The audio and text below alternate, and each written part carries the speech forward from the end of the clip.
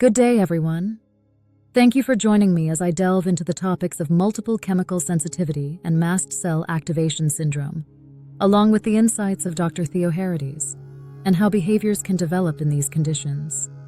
Let me start by explaining what multiple chemical sensitivity is. Multiple chemical sensitivity, or MCS, is a condition where individuals experience chronic symptoms attributed to exposure to low levels of common chemicals, such as perfumes, cleaning products, or pesticides. These symptoms can include headaches, fatigue, dizziness, and respiratory issues, and it's also known as idiopathic environmental intolerance or environmental illness. Next, let's discuss mast cell activation syndrome. Mast cell activation syndrome, or MCAS, is a disorder where mast cells in the body release an excessive or inappropriate amount of chemical mediators, like histamine, leading to repeated episodes of symptoms similar to anaphylaxis. These can include hives, swelling, low blood pressure, shortness of breath, diarrhea, and vomiting, often triggered by various stimuli such as stress, foods, or environmental factors. Now, who is Dr. Theo Harides, and how does he connect these two conditions? Dr. Theo Harides, C. Theo Harides is a prominent researcher and professor known as the mast cell master for his extensive work on mast cells, allergies, inflammation, and related disorders. He has studied how mast cells can be activated by stress hormones like CRH and neurotensin, contributing to conditions like MCAS. He proposes that MCS may be linked to MCAS because chemical intolerance could involve abnormal mast cell activation, where sensitized mast cells react to environmental triggers, leading to the symptoms seen in both conditions. This synchronicity suggests that mast cell dysregulation might underlie the hypersensitivity in MCS.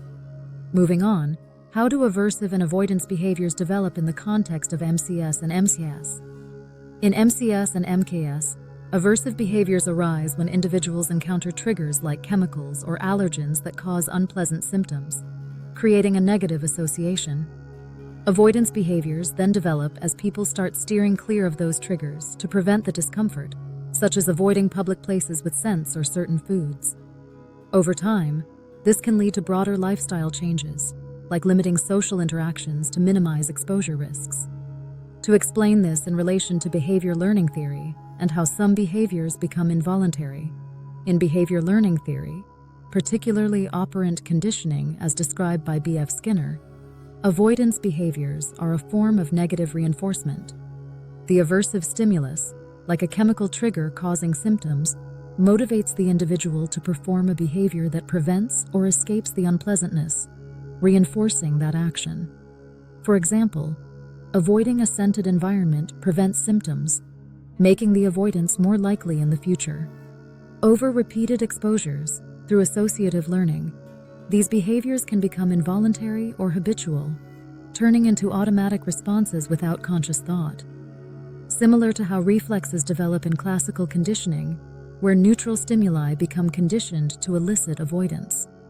Finally, what steps can a person take to prevent the progression of aversive and avoidance behaviors in MCS and MCAS before they lead to social isolation?